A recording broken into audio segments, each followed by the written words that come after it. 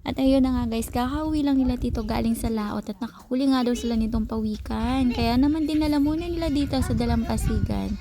Kailangan muna kasing i-surrender to sa barangay bago nila ulit pakawalan. At nakakatuwa naman tong experience na to at ngayon lang ako nakakita ng pawikan talaga.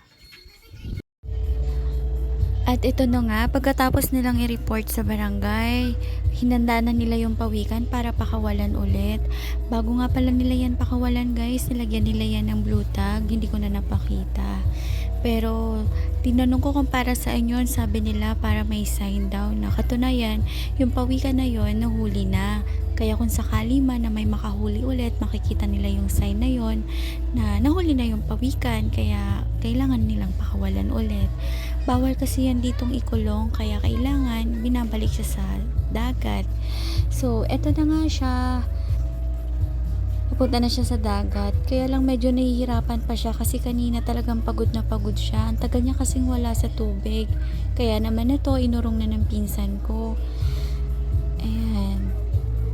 Ang tagal niya kasi kanina sa init, nawala rin siya sa tubig. Kaya yun.